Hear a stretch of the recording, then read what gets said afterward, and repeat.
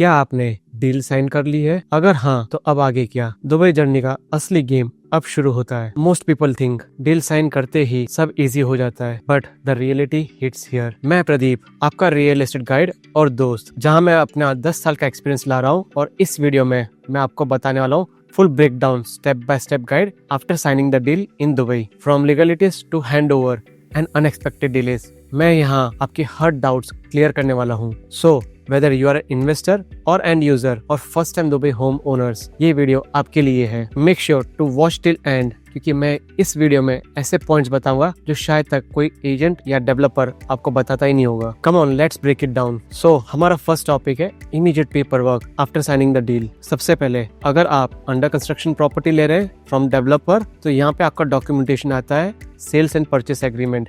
ये एग्रीमेंट आपको बिल्डर के साइड से मिलता है, जहां बायर एंड सेलर को लीगली बाइंड किया जाता है। इस डॉक्यूमेंट के अंदर प्रॉपर्टी की details, payment plan, floor plan, terms and conditions mentions की जाती है। ऑन द अदर हैंड, अगर आप रेडी प्रॉपर्टी ले रहे हैं रीसेल मार्केट में, तो यहाँ करीबन 3 तरह के डॉक्यूमेंट्स बनते हैं। एक डॉक्यूमेंट होता है एजेंट और सेलर के बीच में, जिसको कॉन्ट्रैक्ट ए कहा जाता है। दूसरा डॉक्यूमेंट होता है एजेंट और बायर के बीच में, जिसको कॉन्ट्रैक्ट बी कहा जाता है। और एक फाइनल डॉक्यूमेंट होता है जो बायर एंड सेलर को बाइंड करता है, उससे कॉन्ट्रैक्ट एफ भी कहा जाता है और एमओयू भी बोला जाता है। इस डॉक्यूमेंट कॉन्ट्रैक्ट एफ को यहाँ प्रॉपर्टी की सारी डिटेल्स मेंशन की जाती है और टर्म्स एंड कंडीशन एज पर डीएलडी एंड रेहरा मेंशन किया जाता है, जो दोनों पार्टीज को, बायर एंड सेलर को प्रोटेक्ट भी करता है और बाइंड भी करता है। और हाँ, एक इम्पोर्टेंट टिप दे रहा हूँ, इस डॉक्यूमेंट्स को केयरफुली रीड कीजिए। अगर कहीं पे भी आपको कहीं कंफ्यूजन या डाउट हो, अपने एजेंट से लीगल एडवाइस लीजिए। काफी लोग इसको इग्नोर करते हैं, and make sure you don't ignore it. अब आते हैं हमारे दूसरे टॉपिक पे, which is payment plan process. यहाँ 2 तरह के पेमेंट प्लान होते हैं। अगर आप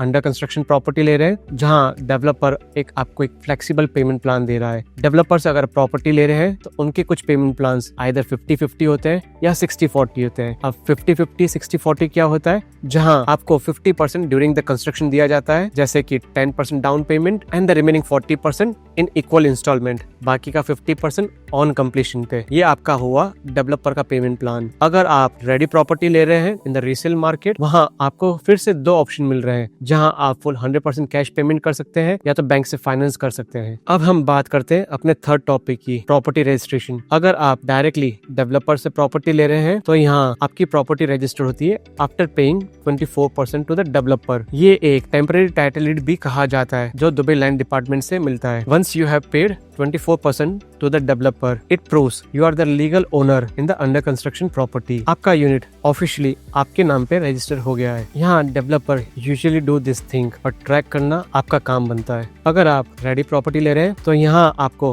प्रॉपर टाइटल डीड मिलता है। अब हमारा 4th टॉपिक है कंस्ट्रक्शन प्रोग्रेस एंड अपडेट। अब शुरू होता है वेट गेम, जहाँ आपको चेक करना होता है कंस्ट्रक्शन प्रोग्रेस। ये चीज आप दुबई लैंड डिपार्टमेंट के वेबसाइट पे या दुबई रेस्ट ऐप में अपने कंस्ट्रक्शन का प्रोग्रेस चेक कर सकते हैं। This is certified from Dubai land department, but कई बार रिपोर्ट और ग्राउंड रियलिटी में गैप होता है। तो इस केस में हम क्या कर सकते हैं? If you are not in Dubai और busy in your work, so you have to hire a trusted agent or consultant who can do a site visit on your behalf and share pictures and videos of the site on a regular interval to you. और हाँ, एक और बात, यहाँ आपको 3 से 6 महीने का बफर टाइम रखना होगा फ्रॉम द डिलीवरी डेट। अब हम बात करेंगे अपने 5th टॉपिक के बारे में, which is hand over notice. जहाँ कंस्ट्रक्शन कंप्लीट होते ही डेवलपर आपको हैंड ओवर नोटिस भेजता है। इस हैंड ओवर नोटिस में आपको 30 डेज का टाइम पीरियड दिया जाता है, जहाँ आपको एक रिमेनिंग बैलेंस पेमेंट करना है और कीज ले लेनी है। नोटिस के साथ आता है final invoice, service charge estimation and snagging request form. अब आती है super important stage, which is snagging and inspection of your property. मतलब आपको अपनी प्रॉपर्टी इंस्पेक्ट करनी होती है, जैसे कि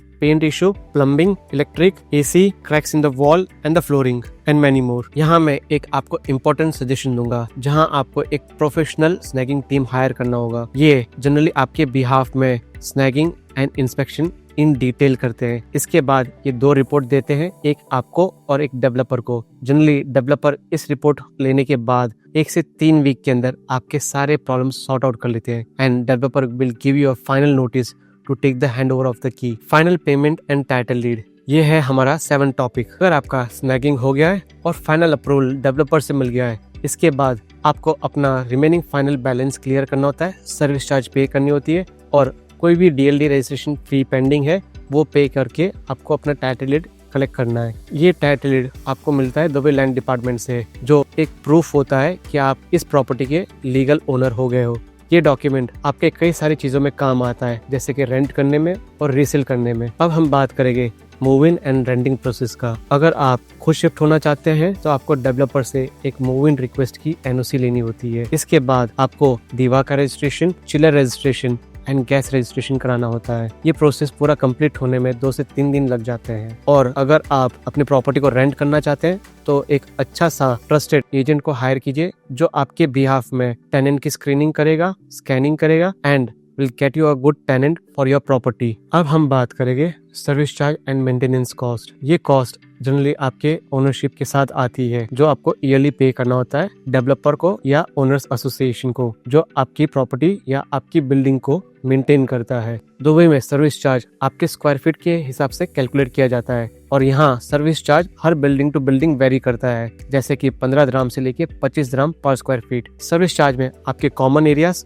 सिक्योरिटी, एमिनिटीज, एसी और लॉबी, ये सारे एक्सटीरियर जो बिल्डिंग के हैं वो कवर होते हैं। यहाँ पे एक और चीज ध्यान रखने वाली बात ये है, अगर आप डिले करते हैं या अपना सर्विस चार्ज टाइमली पे नहीं करते हैं तो यहाँ आपको पेनल्टी लगने के चांसेस हैं। अब हम बात करेंगे अपने आखिरी टॉपिक के बारे में, which is exit option, resale and ROI. अगर आप अपनी प्रॉपर्टी को रीसेल करना चाहते हैं तो ड्यूरिंग द कंस्ट्रक्शन आप उससे कर सकते हैं, बट मैं सजेस्ट ये करूंगा एक बार आपकी प्रॉपर्टी नियर टू कंप्लीशन या हैंड ओवर हो गई हो तब आप रीसेल कीजिए। उस वक्त आपको रीसेल वैल्यू अच्छी मिलेगी। या अगर आपकी प्रॉपर्टी रेडी है तो मार्केट स्टडी करके उसको एग्जिट कीजिए। अगर आप रेंट आउट करके आरओआई कमाना चाहते हैं तो स्टूडियो आपको 9 to 10%, 1 bedroom 6 to 7%, 2 bedroom 5 to 6% return on investment देता है। सो डील साइन करने से पहले ये क्लैरिटी होना जरूरी है कि आपको प्रॉपर्टी रीसेल करना है या रेंट पे लगाना है। So you know, deal sign करना सिर्फ एक शुरुआत है। असली काम, असली प्रोसेस और असली मैनेजमेंट डील साइन करने के बाद शुरू होती है। अगर आप दुबई में प्रॉपर्टी लेने का सोच रहे हो या आप सोच चुके हो तो इस वीडियो को सेव करो, शेयर करो और किसी भी स्टेज पे अगर आपको हेल्प चाहिए तो मेरे को डीएम कीजिए। See you in the next video. Till then, stay inform, stay sharp.